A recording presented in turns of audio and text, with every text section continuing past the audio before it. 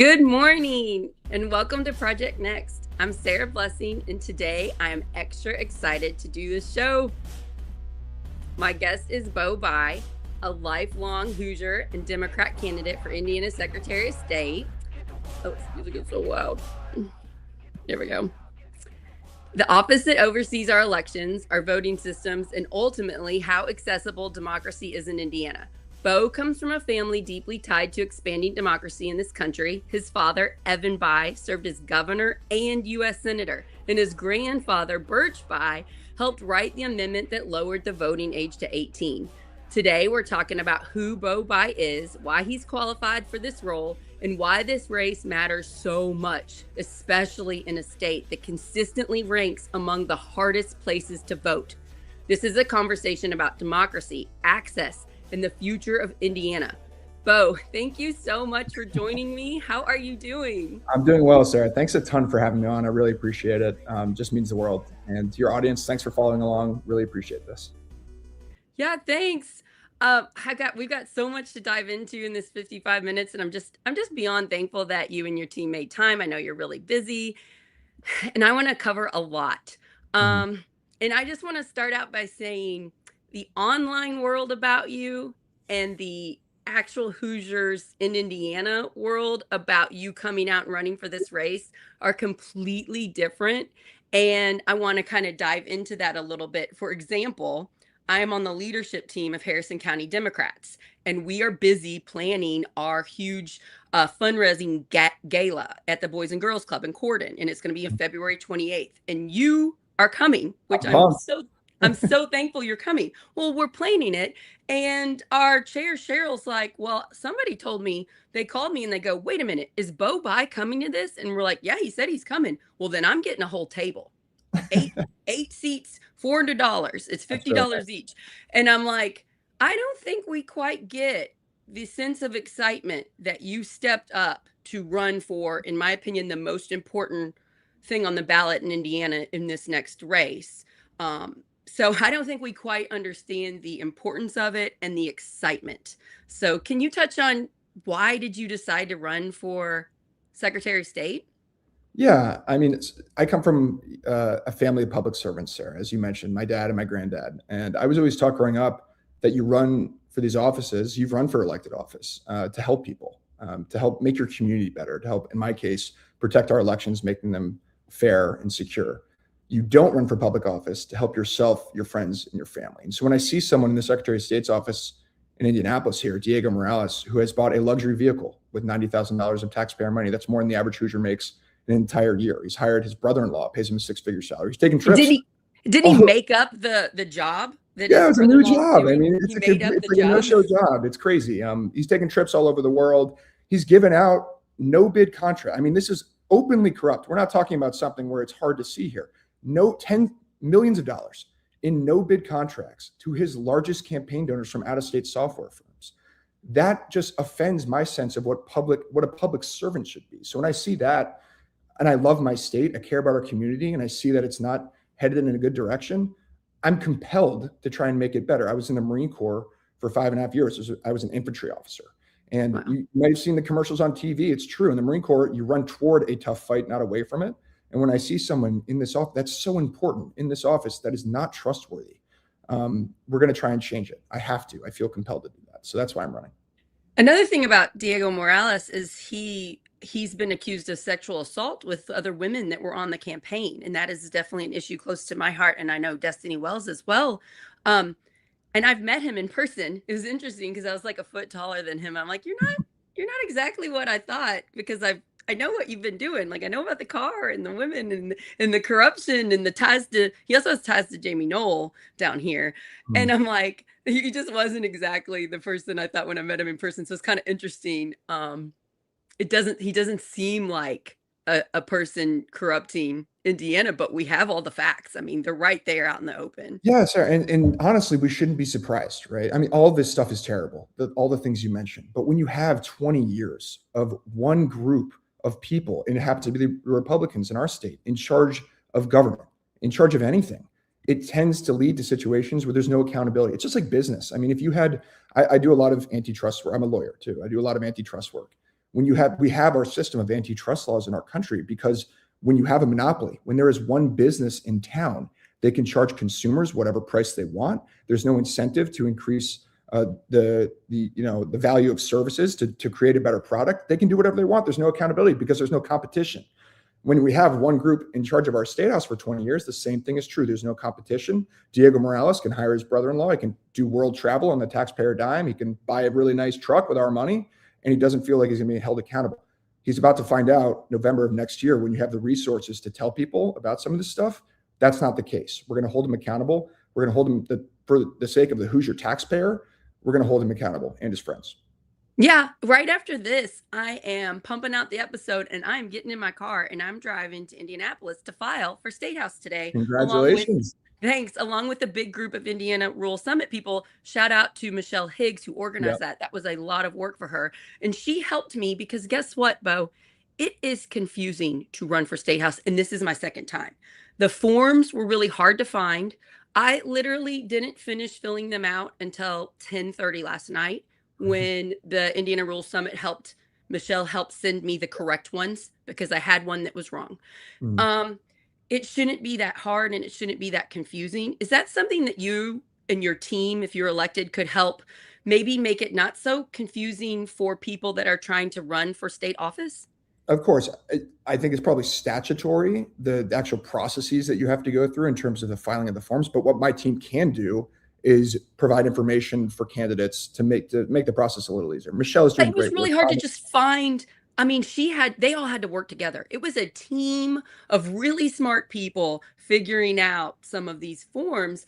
And I'm just like, shouldn't we be making it easier for democracy, not harder? Something tells me that Diego's friends got the link sent to him in an easier manner than it was for me. That's just what I'm observing, and it's frustrating. Yeah. No, in my own experience, I was thinking about running for this office and having to go through the same thing, filing the paperwork, opening the bank account. There's so many things that you have to do as a startup, new candidate that this is the first office I'm running for, right? I don't have, although I've worked on campaigns in Indiana and for my dad and for you have a lot of experience, but filing, this is new. Yeah, filing, it's my first time. And so I'm going through this paperwork, I'm opening the bank account, and politics is a hard thing.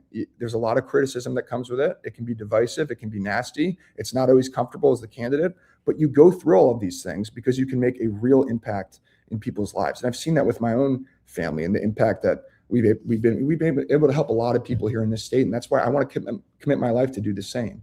So we should be making it easier for people that are willing to take on the burden of running for public office and helping their community. Yeah, it's like that's how I see this job. The Secretary of State, this election is the most important, in my opinion, in Indiana, and I'm just really excited that you stepped up to run because I think you give us a real chance. Your name, your dad, your grandfather have done a lot for our state, a lot of good. And many people know that. My mom is not particularly heavily involved in Indiana politics. She loves your dad. She's super excited that you're running and that I'm talking to you. And she's like, and it's like, well, this is interesting because my mom's usually not like super impressed with the political person I'm interviewing. And it just shows the name. And I want to talk a little bit about what that means. I don't believe the online far to the left statements that are saying you're royalty and you're spoiled and you're elite and you don't care about real huge. I just don't believe that. I think they're not looking at this accurately. You grew up day one of your life enmeshed in Indiana politics, seeing your dad, your grandfather, your family, your mom supporting all of this. And I want to talk about that a little bit. Your first few years in life, were they in Washington, D.C. as your dad was senator for Indiana? So I was actually born here in Indianapolis on the north side. My dad was in the governor's office, and then he ended that, and we moved to Washington Boulevard here in Indianapolis, and I lived there when I was a kid. And then we moved to D.C. when he was elected to the Senate. So I kind of, I grew up between Indiana and D.C. because you had to be back a lot for campaign events. Our family was here and things like that.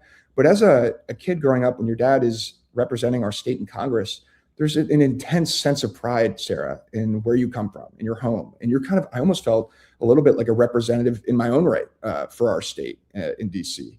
And so I've always been so proud throughout my military career, throughout my legal career, wherever I go in the world, just being from Indiana and being a Hoosier. That's been core to my identity. I love our state. My brother just recently married last year, is going to start a family here soon. Is this your twin brother? My twin brother, yeah. He was working for the Colts for the past 3 years, and that's cool. I know, yeah. I wish the team was doing a little bit better, but we can talk about a whole other hour on that. My brother, he's in Indy, and tells me there's like an older quarterback with a lot of kids. I just know a little bit. Yeah, but go. No, but you mentioned one thing. Look, I understand. I can't pick who my family is. I didn't choose my last name. This is just how I was born. And I'm not gonna lie, I've been very lucky. I mean, had doors open to me, had a great education, been a just loving, supporting family that showed me what right looks like, how to serve people in public service, how to be a good man, a good father, all those things. I've been incredibly lucky, and that's not always true of everyone. God knows in our state, that's not always true. People struggle. But those benefits that I've had, those blessings, that just pushes me further to want to give back. To whom much is given, much is expected. That's a saying that you hear a lot, and that's true. I've been given a lot in my life, but that's not a reason. I think it's really important to point out you recognize it. That's the difference. I am also very privileged, Beau. I'm a former 5th grade teacher for 18 years, and I quit during the pandemic because of childcare. The same time my husband got a raise and was able to take on both incomes. Right now, my husband, I call him hot nerd. He works in the basement and makes companies money with his super brain. And I am privileged. I get to do Project Next. I'm not making money right now with this. I'm trying to help the community. I am also trying to use my privilege to help save Indiana. You're not saying you did this all alone. You're not saying I'm amazing. You're saying, look at my life. How about I use all these things that were given to me to help the people you see hurt in this state that you love? And I think that separates you from others that come in with money and act like they're so great, like a Elon Musk type person, where they can never admit anybody's ever helped them. They're the genius of all. So it's important to recognize that. Also, on the Democrat side, aren't we the ones that are not supposed to judge people? Aren't we supposed to judge people by their character and not the things they can't control? So I don't understand the such hateful bullying comments coming after about you when we're supposed to be the ones that work together and love everybody. I just don't get it. Do you have thoughts on that? I know you don't see a lot of it, which I'm glad you don't, but it's okay. Martin Luther King Jr. Day is coming up, and he has a famous quote where he said, I look forward to a day where men and women are judged not by the color of their skin, by the content of their character. And I think we should all try and live that way. There are variables in our lives that we just can't control: the color of our skin, where we come from, our last name, things like that.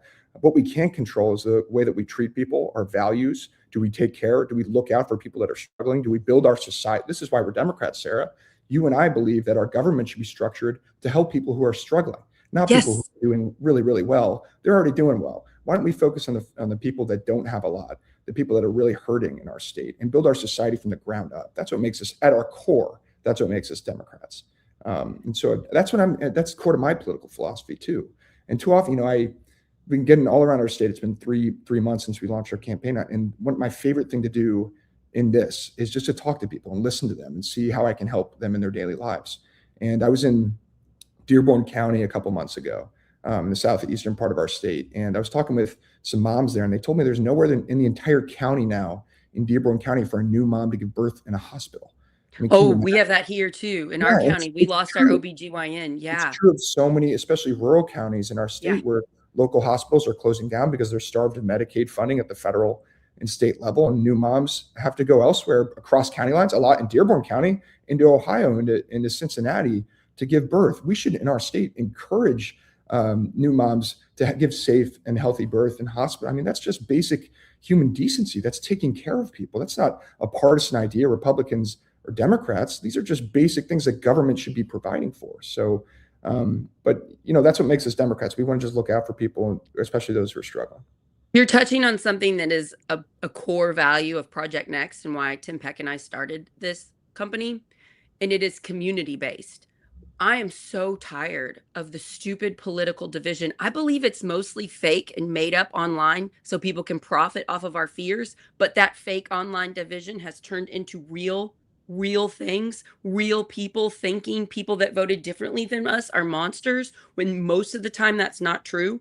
Those like few bullies online, those trolls that I get on my live shows are so few and far, and a bunch of them are bots too. They're not even real. And we're choosing to believe that's real life. But you're saying you go out and you talk to regular people that don't vote Republican, vote independent, vote Democrat, and they care about community. They care about hospitals, the fact that women cannot give birth in their county hospital anymore. And I just want to talk about how important it is that we have people at the top trying to save Indiana that understand that problem. Yeah, I mean, one of the reasons outside of we could talk about the actual policies that the Secretary of State can affect, which are really important. I mean, the elections, securities fraud investigations, which I've done as a lawyer, business registrations, which are all very, very important jobs. But just outside of those policy things for a second, to your point, we have our politics has just for the last, I don't know, 10 years been defined by just anger and division and hatred, honestly, hatred at times. If someone doesn't vote exactly the way that you vote or doesn't agree with you on every issue, then they're un-American, they're a communist, they're a fascist, they're whatever. That is not a path forward in our country. We can't continue to divide amongst each other like that. And I mentioned I was in the Marine Corps and I was in charge of about 200 Marines. And we came from all different walks of life, big cities, little towns. We did not vote the same, Sarah. I mean, we had different politics. But at the end of the day, we came together to achieve a common mission, protecting your brother and sister, defending your country. That was so much more important than our political difference may have been. That's true of the people in our state. The things that we have in common, that we may disagree on some things, are so much more important than the things that divide us. We just need leaders here in our state and nationally at the local level. So I'm glad that people are running, hopefully on your show, will run for local office, that try and bring people together across party lines, across ideology. That's the only path forward in our country and in our state. Yeah, and I can see you using your privilege, your wonderful childhood and your background and your education to be the adult in the room. You've been in charge of people in the military. That's huge. You know how to keep your calm and not lose your temper. Whereas online, it's like it favors losing your temper, yelling, name calling. And I am so sick of that. And I know the majority of us in this country and the world are sick of it too. And I just kind of want to use my platform to highlight those of us that could be leaders of Indiana and pull us out of the extremism and unite us and stop putting logs in the fire of our tempers, but actually putting water one bucket at a time, lowering the temperature, working together, getting bipartisan agreement. Because let's say you win Secretary of the State and you help pull us out from one of the worst states to vote in to make it better. You're going to need to work with a whole lot of Republicans. And we've been told that these Republicans are monsters. And guess what? We have evidence that that is not true. Because what did we do? What did we do a few weeks ago? We say Republicans, a big chunk of them, worked with Democrats to stop redistricting, to stop the bullying of Trump, to say, no, that's not right for Hoosiers. So we know that's not true. So do you plan on working, if you're elected as Secretary of State, with Republicans and bipartisan, put community first? Can you just kind of explain your plan if you win? Sure, you are exactly right. Not only do I plan on doing it, I have to. It will be my responsibility as the Secretary of State to work with Republicans because they're in government. I mean, we have a supermajority legislature. One of the effects I hope to have with my race is run a very competitive, well-resourced, professional operation at the top of the ticket. And that's hopefully going to help us pick up. We need 4 state house seats to break the supermajority, where we can have some, regardless of your political, if there are any Republicans watching this, you may not want 4 Democrats to win state legislative seats, but to have some type of competition and compromise. We have to have competition. When we don't have competition, the bad people take over and all of us exactly. lose. And so it benefits everyone when there is some compromise that has to happen to form policy. Because if one group is just getting their way without even having to really listen to the opposition, it produces results like we've seen. Diego Morales is the natural result of that, where he can get away with just blatant corruption, misuse of taxpayer resources, hiring his family. The list goes on. He can get away with that because there is no one really to hold him accountable. when we have. I don't care who is in charge. I don't care who is in charge. If it's mostly Democrats, we should be shining a light on their actions and making sure they're transparent and they're putting Hoosiers first, because it doesn't matter what letter you have next to your name. You can be corrupt in this game when you have so much power. So 100%. we need to stop just acting like one side is perfect. No, no, no. Both sides have problems. We need to be electing the best people possible on both sides. And then when they win, we still look at what they're doing, Yeah. right? I mean, Yeah. don't you want your actions looked at and examined if you win Secretary of State? Because you are not going to have anything to hide. Yeah. And so just to that point, the first action that I will take as a Secretary of State of Indiana, first action, we will conduct an independent audit of this office. What politician have you met that on day one of his or her, term says, audit me? That's not common, right? But like, please, we need to do this. We need to break open the books, see what's gone wrong, see where the money is, see who's funding these trips, and see and rein in the wasteful spending and the corruption. So day one, we're going to conduct an audit. You mentioned working with Republicans. I will seek the input of the Attorney General, of the governor, of whomever, of whatever political party in that effort. It shouldn't be partisan, Sarah. We should all get behind rooting out corruption and wasteful spending. And we, as Democrats, we want to have these great social programs, which are essential in helping people in our community that are struggling. We're not going to be able to do that if we let people like Diego Morales misuse taxpayer resources, because the public will just think, oh, I'm giving my tax money to the government and look what they're doing with it. They're buying this luxury SUV. We can't have that, because we want to spend our precious resources on things that really make an impact in people's lives, right? I can guarantee there are so many Hoosiers Republicans upset with the corruption. In my county, it's about 70% Republican here, and they mostly vote straight party ticket Republican. And I have made friends with a lot of them. Over the years, I've been calling out what's going on in the county, and I've made a lot of Republican friends, and they would love to work with decent Democrats and to get this corruption cleaned up. They don't like it that their party leaders are doing these things. So we cannot believe the online lies that say all Republicans are corrupt. No, no, no. The majority of them want the same things, or almost all of the same things as us. We cannot believe the online division. I'm seeing it in my county. I'm having every day Republicans message me telling me what they're doing to try to stop the corruption going on in my own county. So what you're saying, I'm seeing, and you are also seeing, because you're talking with everybody across the state, correct? Yeah, 100%. One of the things I've actually been just happy to see is a lot of the events that we do. A lot of people are coming for the first time to any political event, which I love to see people getting involved in our politics and energized. Hopefully the chief election officer of our state, one of my priorities is going to be to increase participation in our democracy. We rank toward the bottom consistently, in some cases 50th in the country in voter participation. And so when I see folks come to our events who are, they're not Democrat or Republican, they're just interested in being involved in politics, that just makes me happy, because I want to increase participation in our state. And then a lot of people are Republicans that come to our events because they like the fact that I have a message of optimism for the future, working with people. We live in a state where there is, I was saying, a supermajority Republican legislature. To be successful electorally, and then when you're governing, you have to be able to work with Republicans. You have to be able to get Republicans to support you. It is necessarily true. If you're not willing to do that, you're not going to be good in your role as a Secretary of State, or pick whatever statewide office you're holding, and you're not going to be able to win your election. And Sarah, I know this sounds simple. You can't help anyone. You can't do any of the things that really help people in our community if you do not win your election. That is a necessary condition. It's like some of the people in our party do not realize that we have to win first. Yeah. We have to pick the candidate that's most liked by the majority of the state. And here's where I get frustrated, and I bet you get this too. Just because we talk to Republicans doesn't mean we are a Republican. Just because we talk and we listen to what they want doesn't mean we become manipulated by them and walking zombies for the MAGA party. No, no, no, no. I'm an adult. You're an adult. We can have adult conversations with Republicans, and we can come to agreement, compromise, and disagreement all in an adult way without getting angry at each other.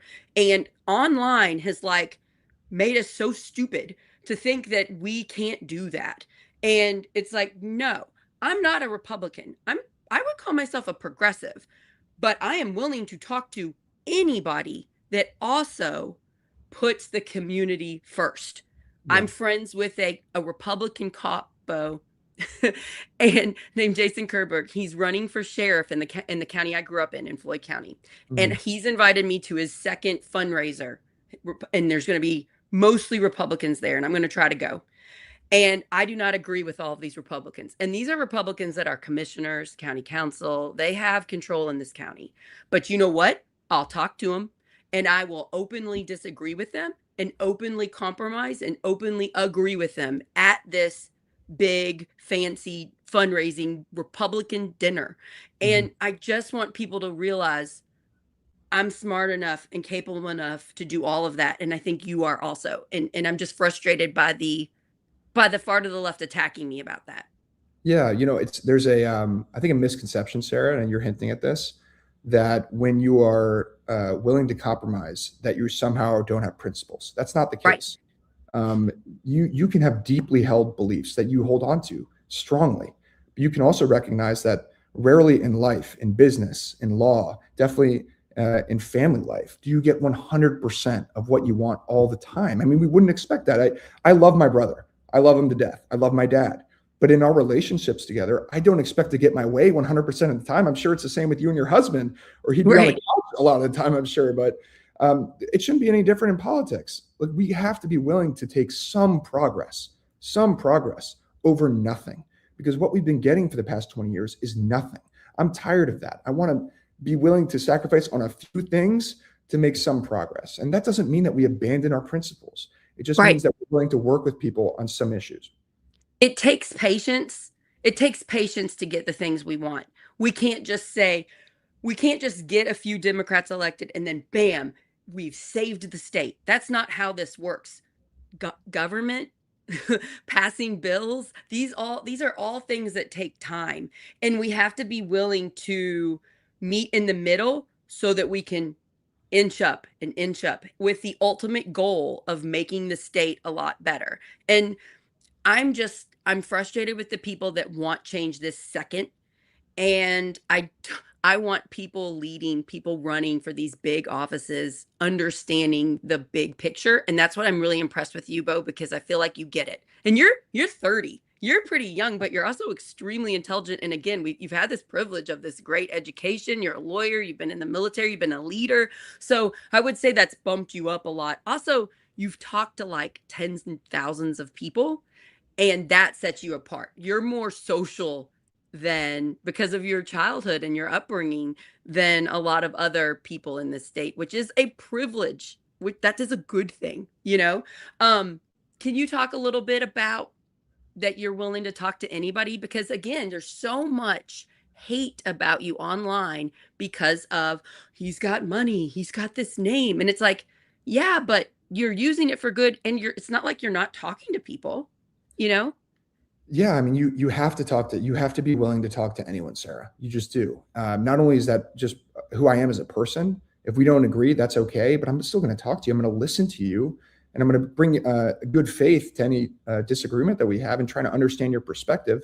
If you don't do that, it's I see you mentioned kind of the vitriol online. I see that too, and I would just remind people that rarely in your life, I can't think of one instance in my life, Sarah, that I've convinced someone to adopt my position, to join my side, when I've called them names, I've called them stupid, I've denigrated them, I've yelled at them.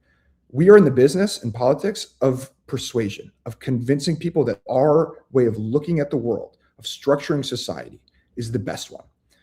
It's not a successful strategy to get people bought into that your worldview, your policy views, by yelling at them.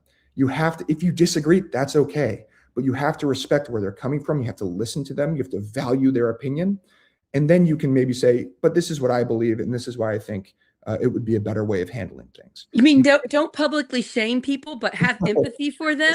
Yeah, it sounds like it shouldn't be a novel idea, but it's just, but it's not. Yeah, I know. yeah, I know. My favorite show is The Diplomat with Carrie Russell on Netflix, yeah. and her husband gives this speech, and I just summed up the speech on a show with Tim Peck, and then it became the #1 clip when I was like coming up with the short clips for my show. It's funny, and he just says, why do we do all this work? Why do we talk to terrorists? Why do we talk to the bad guys? Why do we do it? We do it for peace. Maybe it doesn't work 49 times out of 50, but that one time it works, you save people's lives, you push progress, you push democracy. And it's like, we have to talk to these people we don't like. We have to get them to like us. We have to compromise with people that even we don't like. We have to do it. And we need to elect people that understand that. Obama met with Putin. Obama wrote about it in his book. I read it. He said Putin just went on and talked for hours about how great he is. And he made Obama late for hours of meetings afterwards, which was Putin's strategy. And then Obama said his thing and got up and left. It's like, Obama met with Putin, you all. We got to realize this is how we make things better. We want peace. We have to work for it. Peace is so hard, but it's worth it. Yeah. And No, I want to get into, if you can comment on that if you want, but I want to get into a couple of the hard questions that the far to the left are very worried about. And I also have concerns about them. So I want to get into that. But if you want to comment about what I just said, go for it. No. Yeah, feel free. Okay. I would, yeah, go ahead.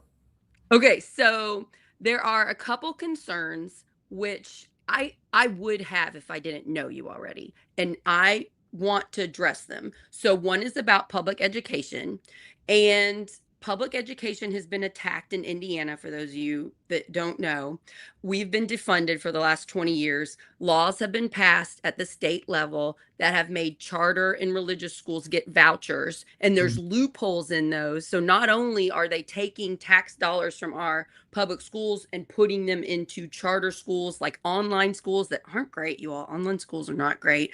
Kids should be interacting with other kids.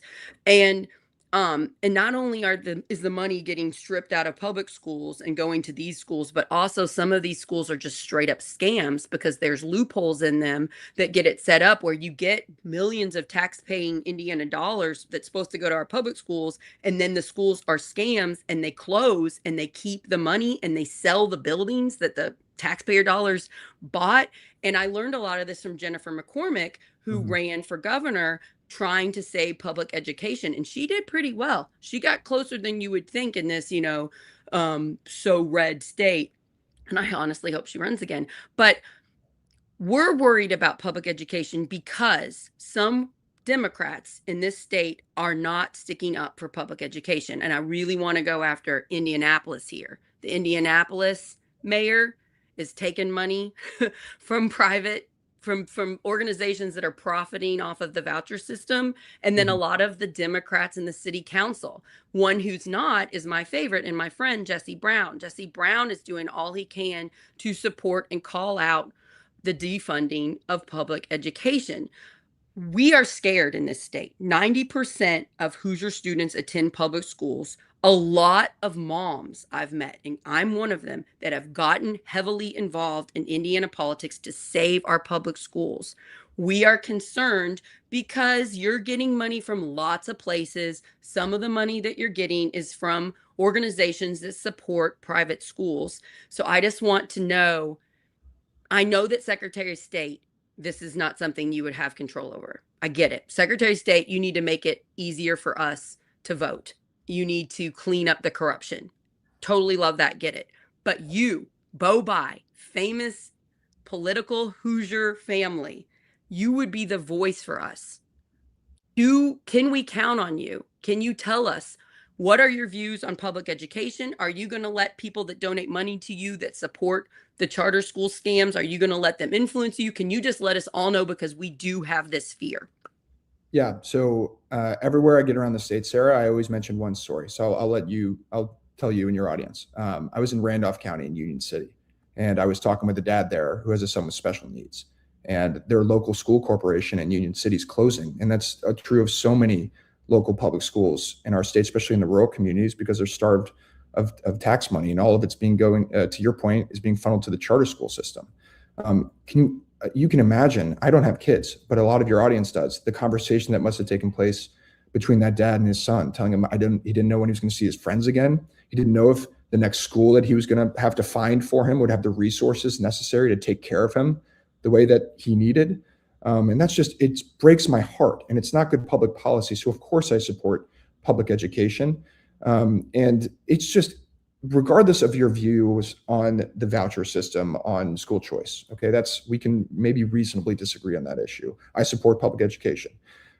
It does not make any sense for a billionaire or multimillionaire or very, very wealthy individual to be able to move to our state and get money, thousands and thousands of dollars from our state government to send their kid to private school, to subsidize their education. That does not make sense. It's giving handouts to people who are already doing really, really well.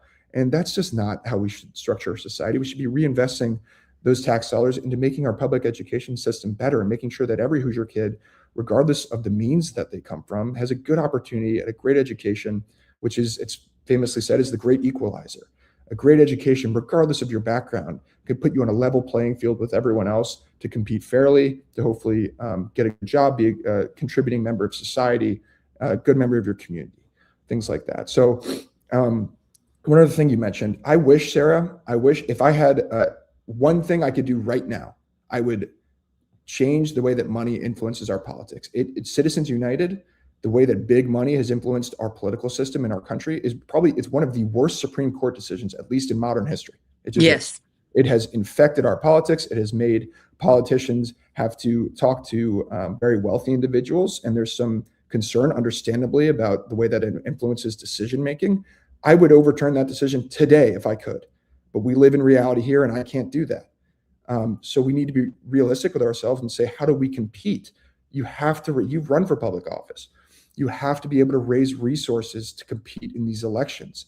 Of course, I'm going to do that. I need to win so that we can stick up for our public school teachers, so that we can make sure that our elections are secure and fair, so we can root out the corruption and insider dealing in the Secretary of State's office. To do that, I have to raise money to get our message out. It is just a necessary fact. I might not agree. And just one point of clarification, I've not taken money from organizations. These are just individuals. Some of them. Oh, okay. Sorry, I said that wrong. No, it's okay. But some of them come from means. And they've contributed to my campaign because they believe that in a better type of politics, they believe in a better type of leadership for our state. I don't agree, just like you and I don't agree, Sarah, on every single issue with everyone who's generously contributed to our campaign. We probably disagree. Right. Right. But who would I be? When we take money from a person, that doesn't mean we agree with everything that they think. That means they think we're the better candidate of possibly just two choices, Yeah, so, of course. And I'm friends with Tim Peck, who runs for Congress, and it takes a lot of money to run for Congress. So I know we want only people giving $5 donations. We want that. We want the grassroots things, but not all of us are as famous as Bernie Sanders or AOC, and we need money to win. What's most important here in November? That we can get a Democrat a win, and then the Democrat can get in the system we have and make it better. Yeah. And I think we're just too black and white on, if it's not 100% our way, it's evil. And so you need money to win this race. You're in an uphill battle. You have a good name. You have privilege. You have a lot of intelligence in Indiana politics, which is going to help you. You have great people skills. You have a lot of positives. You need money to win this race. And we have to acknowledge the system that we live in, the system that we have to win in. Yeah. And if like you said at the outset, if you're not serious about winning, if you're not serious about doing what it takes to win, then you're not going to be able to help anyone. And then all we're doing, Sarah, is we're waving a sign. We're waving a sign and we're protesting. Protesting is great. It might move the needle. Winning elections is what really helps people. Wanting to audit the office that has corruption in it day one is so important. Yeah, it's so important. That is the most important thing to clean up Indiana, making elections fair, making it easier to vote in Indiana. Then as we have elections, we're going to start, the voice of Hoosiers are going to actually start to elect better leaders. That's what's going to change Indiana. One thing I want to point out about vouchers, I am a fifth grade teacher, or I was a fifth grade teacher, and I actually taught in a Catholic school where we benefited from vouchers. And I just want to point out, when the vouchers first started, it was for people that could use the money. They could use it, and they wanted to pull their kid out of a school that maybe they were getting bullied or something and put it in a Catholic church school, which that was my favorite thing about the school where I worked in. We were really good at stopping bullying.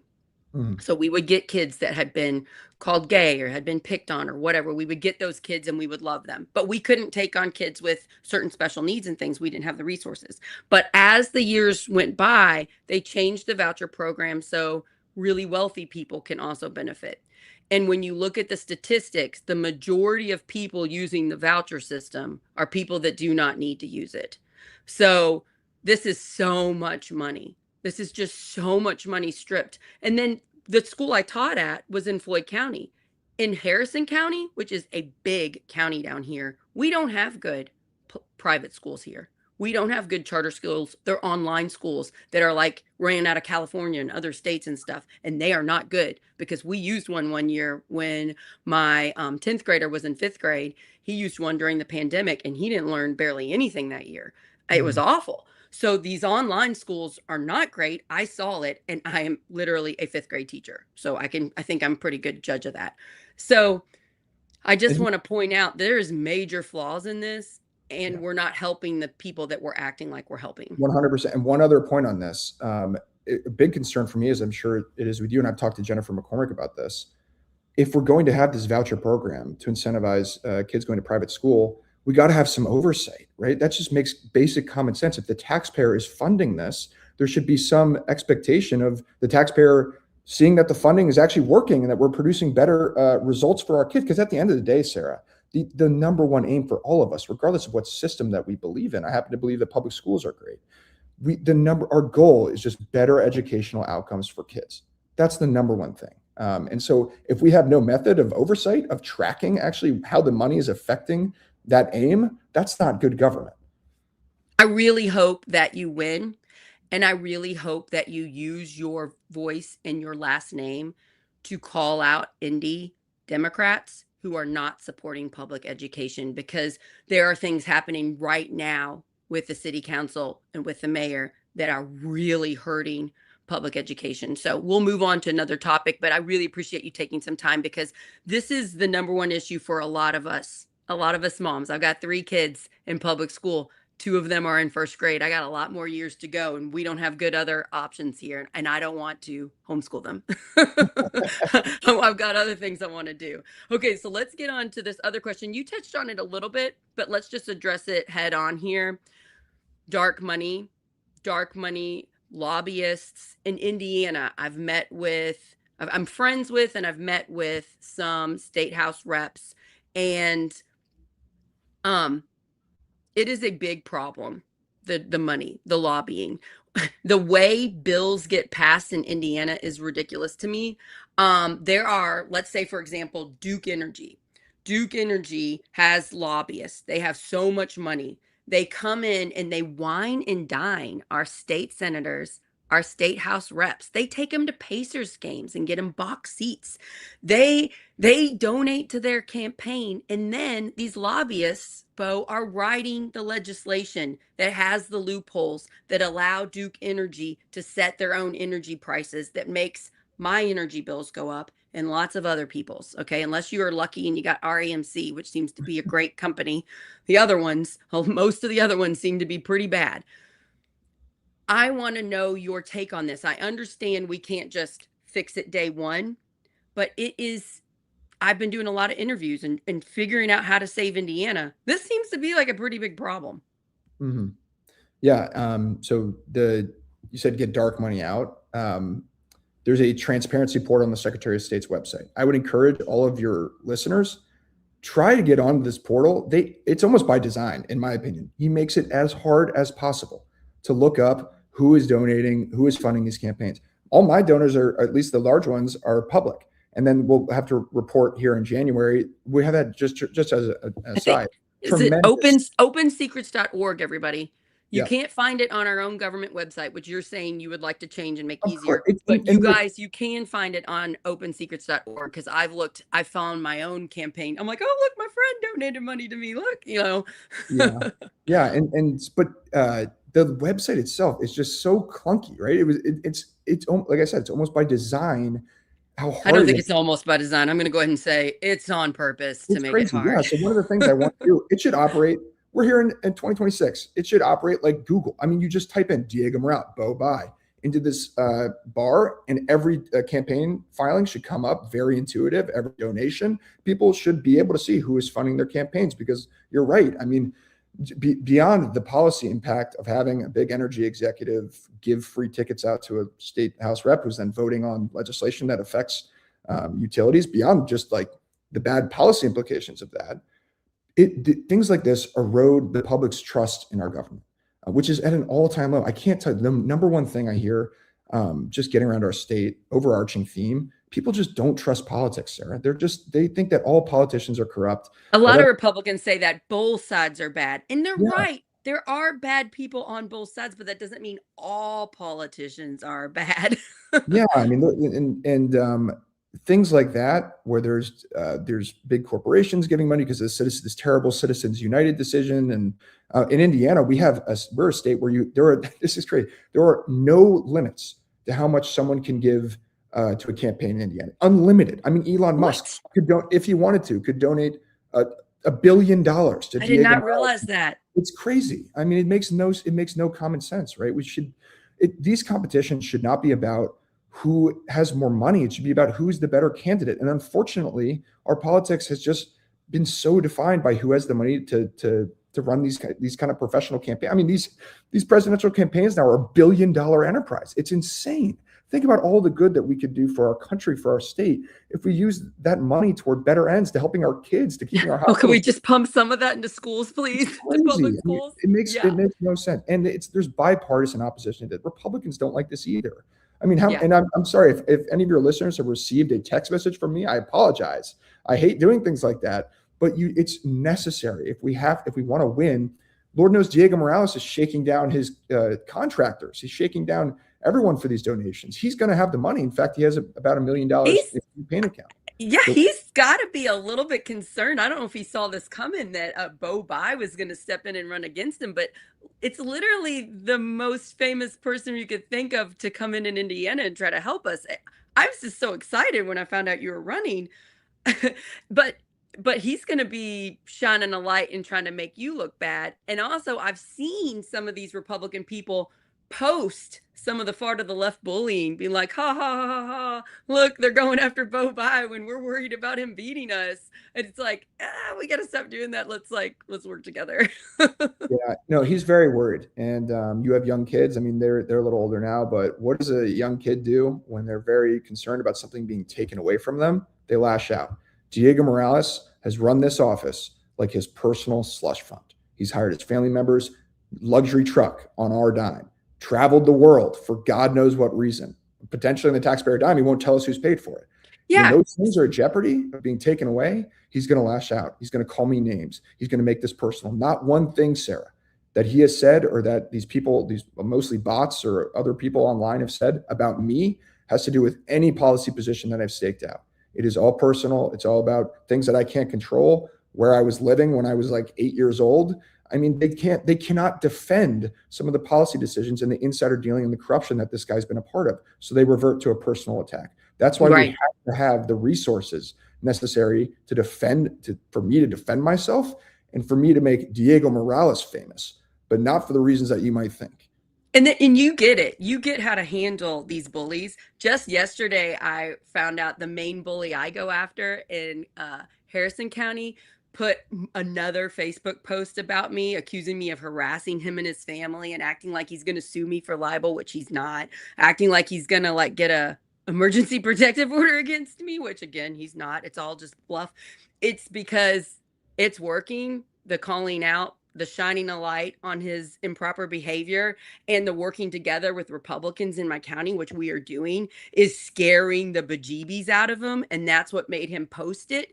And it is upsetting. Like, I was upset yesterday when I found out about it, but I get over it pretty quickly because it's like, oh, it's a diversion, it's name calling, it's fear.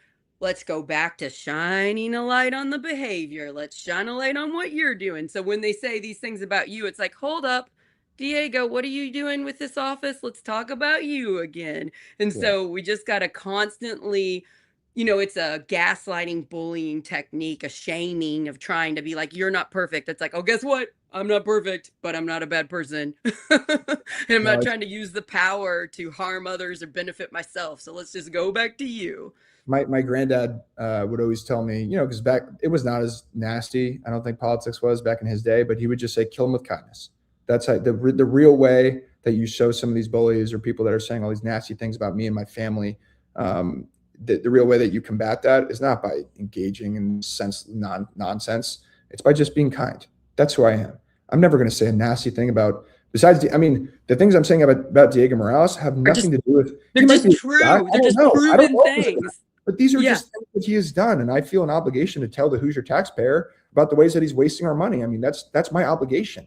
I'm not going to call him a bad person. I don't know him. He could be a fine person. But he's and you don't want any harm to come to him and his family. You just want him to stop using his power to hurt Hoosiers, which is what he's doing. Of course not. And that's, we all need to focus on that, everybody, because culture wars, name calling is big on the internet. We all got to stay on the main goal here of saving our state. And so we just got to constantly don't let the diversions get to us and focus on how do we do it. We have just a few more minutes before we end. I want to say one thing, and then I want to ask you what else you want to do as Secretary of State. If you are listening to this and you are excited about Beau Bayh, do realize he is in it's not a primary, but you're in a race where delegates in June at the convention will get to vote for either you or Blythe Potter. I've had Blythe Potter on my show. You can go back and listen to it. She's a friend of mine. I like her. And she talked about what she wants to do. And then so you'll get to pick. Do you want Beau Bayh or do you want Blythe Potter? And these delegates will pick. I think that's stupid. I wish you all were on the primary ballot personally in May, and that all people that are registered Democrats that take a Democrat ticket could get to vote, but whatever. This is the system we have. So this is what's going to happen. So I'm going to be a delegate and I'm going to come up in Indy and I'm going to be one of those 2,000-ish voters. But if you are pumped about this race and you want to help Indiana, because I think November 2026 is going to be a turning point for our state. I think it's going to start to get a little purple. It might be reddish purple, but I think it's going to start getting a little purple here. If you want to help, you can, and right now, today, go to your county clerk's office and you can file to run for a small office or medium-sized office or big office in your county, and you can get your friends and family to vote for you and then vote for the Democrats in Indiana or the people that you think are best. This is a major tool to helping Beau Bayh or Blythe Potter, whoever. This is a major tool to helping the Democrats in the state. Like in Harrison County, we're probably not going to get all Democrats elected. It's 100% Republican here. I think we might get a few, maybe. But just increasing the little bit more than 30%, maybe we make it 35%, maybe we make it 40% Democrat in Harrison County. That might give you the edge to win, because it's going to be a close race. If you win, it's going to be close, and we need to do everything we can to help. So I recommend getting a hold of your Democrat Party or your Republican Party, whichever side you want to go for, getting in touch with them, getting in touch with your county clerk's office, and see what's on the ballot. There's township advisory board, there's township trustee. There's so many spots on the ballot that we need help, particularly in red rural areas. We need to get Democrats on the ticket. This can help. This can help us. This can help you. So I just want to mention that. Now, what else, before we leave, what else would you do if you were elected Secretary of State? So we already mentioned this. Day one, independent audit, clean up the corruption and the insider dealing. That's nonsense. We're not going to stand for it. Second thing, increase participation. We rank toward the bottom of the country consistently in voter participation. We should not have illegal voting in our state, period. But at the same time, we got to make sure the people that are eligible to vote can do so. So there's a few ways that we can do that. Increase access to early voting centers. I've voted in every Indiana election since I was 18. And all but 2 of those, I voted early, because you have family life, you have job obligations. It makes it a little easier to pick a time and place that you're choosing to get to your polling location. So that's one thing we can do. It's time in Indiana, just like our friends in Ohio, Florida, and Missouri, that we institute a statewide citizen-led ballot referendum.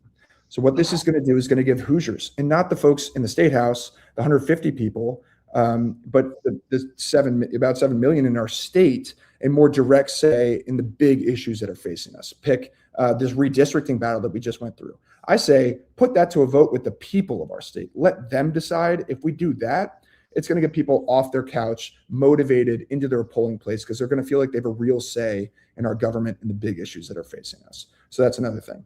Securities fraud. I've done securities fraud investigations at the federal level. I'm a lawyer. I hope to bring some of that experience to the Securities Division of the Secretary of State's office. Business registrations. We can cut red tape. There's some things that we can do to make life easier for entrepreneurs that want to found these incredible, innovative businesses, create good paying jobs in our state. And I've done, as a lawyer, some corporate formations and things like that. So I hope to be a good partner to those people. So that's our platform. None of those things, Sarah, should be overly partisan. It really shouldn't matter whether you're a Democrat or Republican. We should all get on board with not letting fraudsters engage in securities fraud in our state. That's not a Democratic or Republican thing. We just need in this office competent leadership, honesty, integrity. Right now, we do not have that. We're going to change that in November of 2026. If your listeners are interested in being a delegate for me at the convention, that would mean the world to me. Just please email delegate@beaubayh.com, BEAUBAYH.com. Our team can help get you set up on that front. My website is just beaubayh.com. Check it out. There's some more policy information on that. There's ways to volunteer and ways to contribute if you're inclined. I think you need to fill out, like, I think it's CAN22. I think you need to fill out a form to be a delegate. I know that like party leadership gets to be them first. So like the chair and the vice chair and the secretary and the treasurer of each county party gets a delegate ticket spot first. And then they open it up to others. And I think we get like 11 in Harrison County. So even though I'm on the leadership team in social media, I'm not one of those names. So I got to fill out one of those forms so that I can do it. So that's something you can do. I believe starting today, you can start filling out that CAN22 form with your clerk's office. You can also get in with the Beau team to figure out how to do it. But your county party should be able to help with that as well. That's right. Yep, yeah. That's yeah. Right. Boy, am I very thankful to have you on. I want to have you on Harrison County Dem's social media when you come down on the gala and get you on some lives. And I want to set up some more things with you later on. I really am thankful. I'm thankful that you're running. I'm thankful that you're using your intelligence, your family knowledge of Hoosier politics, and you're stepping up to this race. I thank you, because Indiana, we need some help. We're Hoosiers, moms that are worried about our schools. We need some help. We need some help making it easier to vote. And it just kind of seems like finally we're getting some luck here with the Beau Bayh running for Secretary of State. Well, I appreciate that. And the stakes are too high, Sarah. I can't sit on the sidelines. I can't just let other people define our state's future when people are really struggling. I'm going to do everything I can. I'm going to bust my butt for the next 10 months to make our state better. I'm going to give everything I have. I'm going to need help. Hopefully the folks on this show can help out, volunteer, knock doors. We're going to have a positive change here in 2026. The future is bright. Yeah, I agree. Thank you so much. I couldn't sleep at night, literally, if I didn't do Project Next, and literally if I didn't run for State House myself, because I know we can save Indiana. And I have hope. We stopped redistricting, which so many people said wasn't possible. So we can also get you elected or get some Democrats elected. So let's do it. I look forward to seeing you February 28th at the Harrison County Gala. Tickets are only $50 and they will be out soon. So be looking for that. And thank you, Beau. Have a great rest of your day. And I'll be in Indy soon. You too. All right. State House. Yeah. Thanks, Sarah. Really appreciate it. Take care. Thanks for watching, everybody. Please share with somebody who might want to know what's going on in Indiana. Bye, you guys. Bye.